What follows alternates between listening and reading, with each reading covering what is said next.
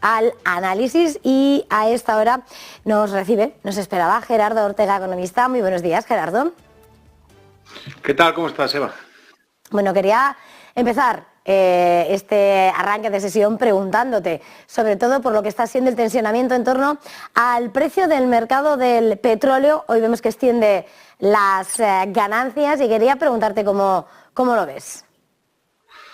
Bueno, está relativamente cómodo. Digo cómodo por la parte de abajo y tras caer a zonas de soporte, ¿no? Lo comentamos la semana pasada. Fíjate, en pantalla tenemos al Brent.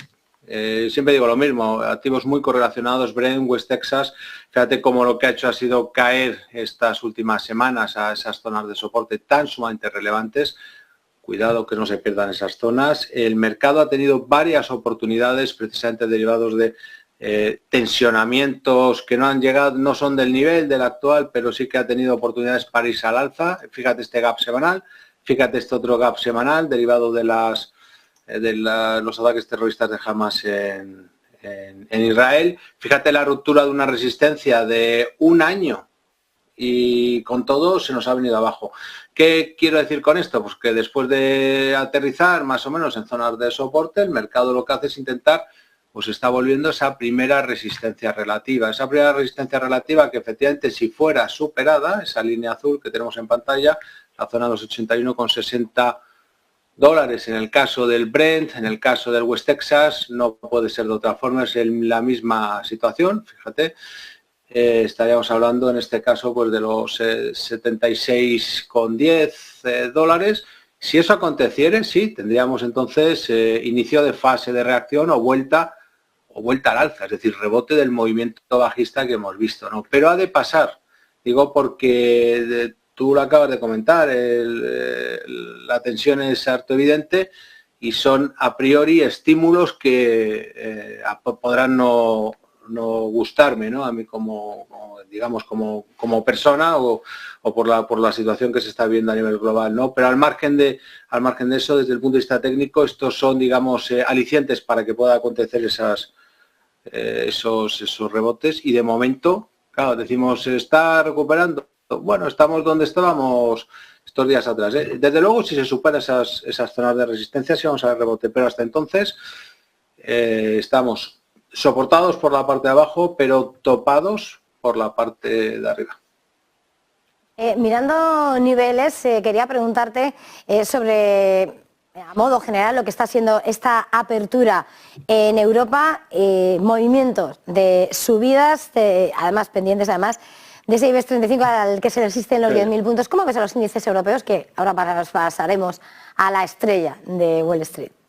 Sí, bueno, fíjate, no termina de caer. O sea, y esta es la cuestión, esto es lo que se ve en los gráficos semanales, ¿no? El DAX arriba, el Eurostoxx abajo, fíjate que son en 9 semanas, 8 semanas al alza, con qué fortaleza se ha subido y fíjate lo que estamos haciendo, lateralizar. Bueno, esto en principio no cabe duda que es positivo porque los índices se resisten a caer. Lo que a mí sí me llama la atención es que dentro de este momento de reacción al alza, y reitero que esto que está pasando pues es francamente positivo, porque el movimiento, fíjate, podría estar canalizado en el caso del DAX. Hoy estamos intentando superar esa parte alta del canal. Es verdad que tenemos recuentos por onda de Elliott muy claros al alza. Eso es, digamos, lo positivo, ¿no? Lo curioso, lo llamativo, lo que a mí sí me llama la atención es precisamente lo que está haciendo los bancos. Y digo los bancos porque los bancos han sido, digamos que fortaleza relativa, son los que han sostenido, por decirlo de una manera, a los índices. ¿A qué me refiero? Fíjate, pues aquí tenemos al SX7, el sector bancario europeo, y observa los detalles que nos dejan los gráficos.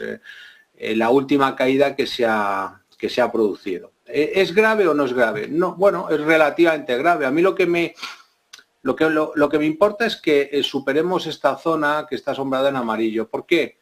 Me explico. Estamos hablando de Silicon Valley Bank. Aquí es cuando estalla la crisis regional estadounidense y los bancos no han sido capaces de llevarse esta zona, ojo, al cierre de vela semanal primero y mensual. Esto es una resistencia de grado mayor.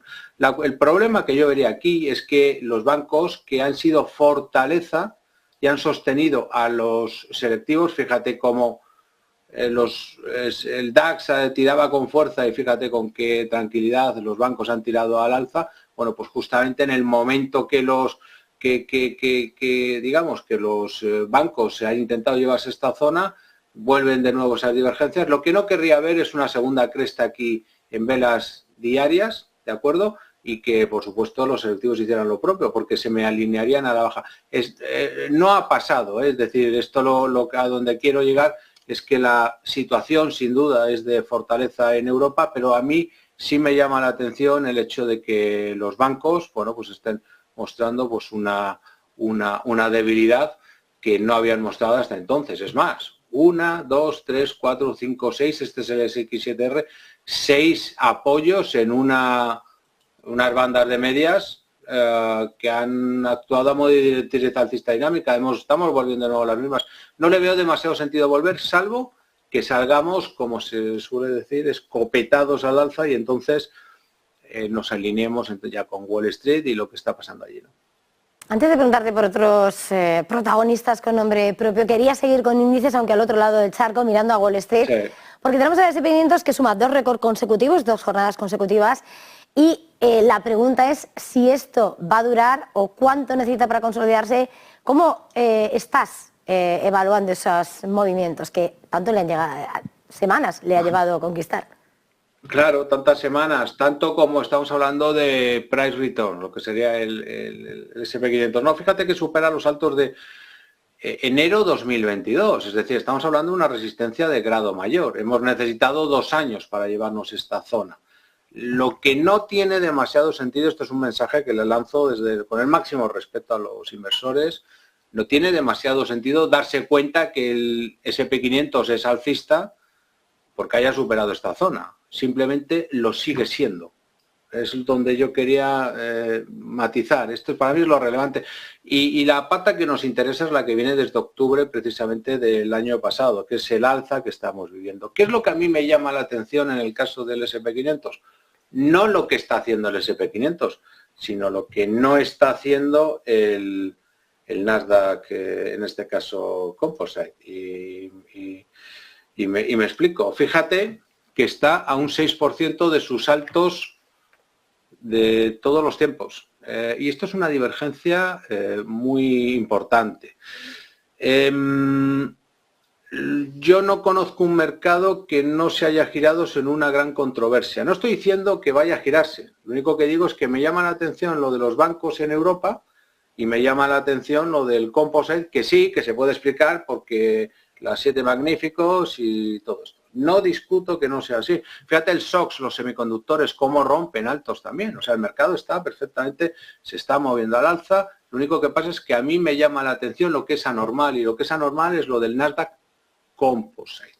Tener en cuenta esa divergencia es importante. El mercado es alcista, no es discutible. Pero fíjate que ahora difícilmente se va a sostener el relato bajista cuando tú preguntas a cualquier inversor o a cualquier analista o gestor, se hace muy difícil sostener y plantear algo negativo en un mercado pues que está marcando máximos de todos los tiempos. ¿Qué vas a decir? Pues esto es alcista, ahí es donde quería llegar, ¿no? Pues Gerardo Ortega, economista, se nos acaba el tiempo. Muchísimas gracias por este tiempo de análisis, acompañarnos en esta apertura. Gracias, feliz jornada, feliz negocio. Igualmente, Eva, fuerte abrazo.